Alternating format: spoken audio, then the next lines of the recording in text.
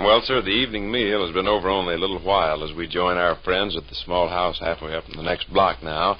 And here on the back porch steps we find Sade and young Rush. Mother and son have been idly chatting and enjoying an occasional cool breeze. And at this moment, Vic emerges from the kitchen. Hey, Di. Hi. You been talking on the telephone all this time? Yep. How's the temperature out here? Much cooler than inside. We just about roasted while we were doing the dishes. Plenty warm in that doggone living room. How about shoving over, garden rake? Okay. Papa would love to sit down.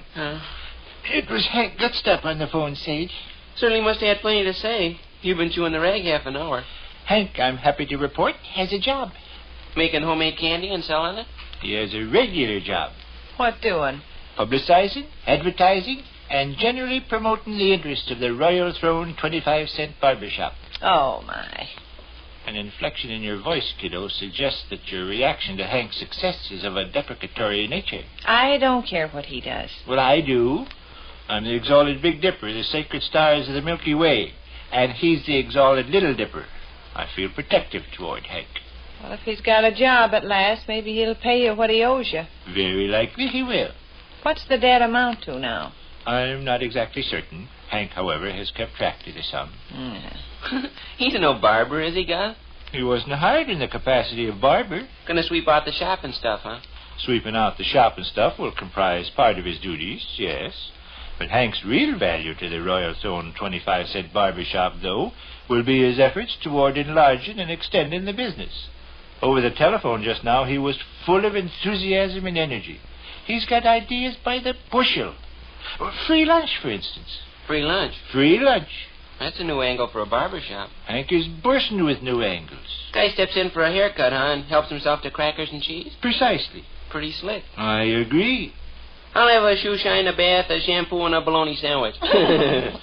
Have your fun, friends. I prophesy for Hank Gutstop a brilliant future. That establishment is so seedy, Vic. Hank has plans for improving its appearance. You have to walk down cellar, don't you? The term is English basement. Well, it's down cellar as far as I'm concerned. You walk down a flight of steps, and it looks a kind of halfway dirty and dingy when a person goes past. Every time I happen to be by there, I glance down and generally see some man's feet sticking out. Those are Ed Harvey's feet. He's the owner. And he's always sleeping in one of the barber chairs. Tennis shoes? Yeah, tennis shoes. Ed Harvey's feet. Ed lives in the Royal Throne barbershop. Yeah? Sure. Sleeps in the barber chair and takes his meals around the corner. Hank Gutstop also plans to live there. Really? So he informed me. Well, there's room for him. They got 2 barber chairs. Uh-huh. Let me tell you another idea of his. Every customer gets his 50th haircut free of charge. Hey.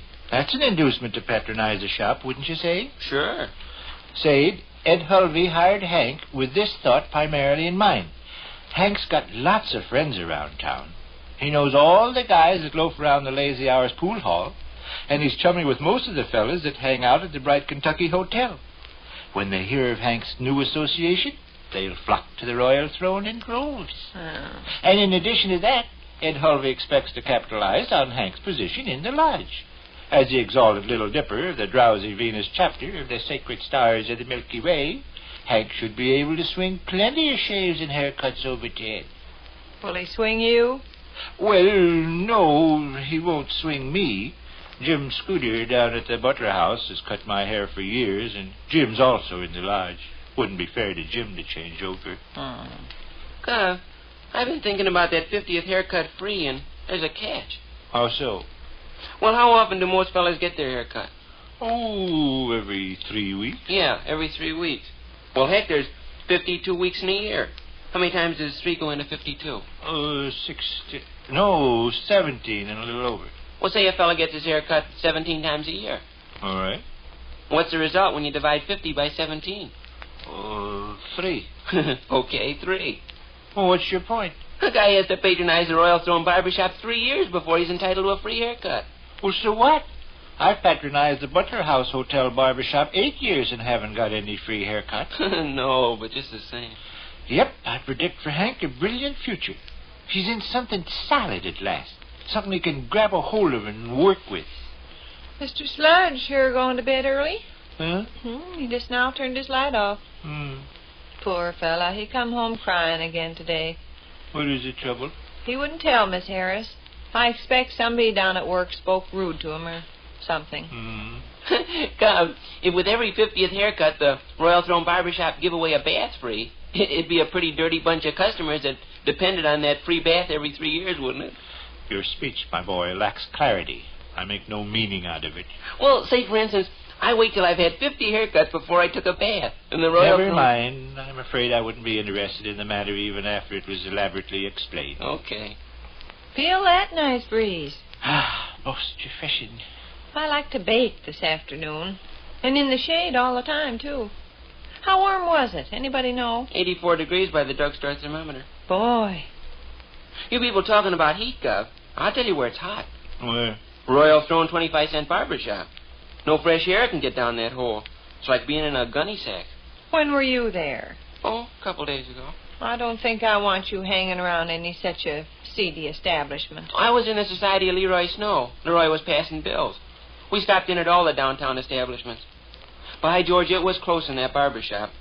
Ed Hulvey was asleep in one of the barber chairs, and he looked like he was about to melt. Hank's gonna start sleeping in a barber chair, A barber chair is very comfortable. What a way to live. It's an economical way to live. Sure, won't cost him a nickel. Well, he can sleep in the barber chair for nothing, and he can get his food for nothing. How? Help himself to that free lunch Gov was talking about. Free lunch in a barber shop.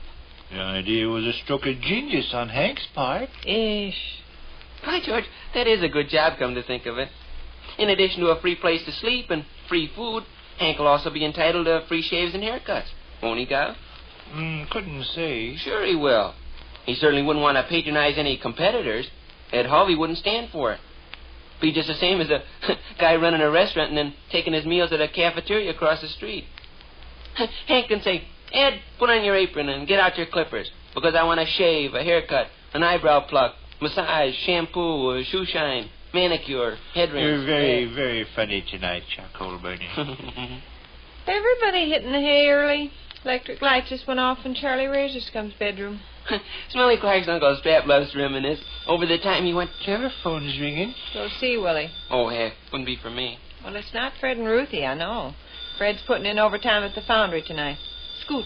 I expect it could possibly be Bluetooth Johnson. Yes, or Smelly Clark, or Rooster, or Willis, or Heine, or any of a dozen of your sidekicks. Be Bluetooth if it'd be anybody. I had quite a little conversation with Miss Eepers today. How's she? All right. A little leaner than she was, I thought. How's TJ? I never asked after TJ. Kind of afraid to, don't you know? Since he was in jail those 4 times, a person anymore kind of hates to inquire. Might make it embarrassing. I asked after Florence, though. She's still keeping up with her piano. Practices several hours a day. Miss Eepers said she had the halfway promise of a position playing in at the main 10-cent store there in Pekin. Yep, I'm very sanguine about Hank's new position. It's modest, of course. Pay will be small and all. But it's something solid for him at last. Something that he can get his teeth in. There's mighty good stuff in Hank. He's got a quick mind and a ready tongue. I know you don't favor him, but... Nobody for me, was it? No. One of the kids. Hank, that's that. Is he still on the wire? Sit still, Gov. He said not to bother you. He gave me the message. What was the message? I quit my job. I quit my job? I quit my job. Which concludes another brief interlude at the small house halfway up in the next block.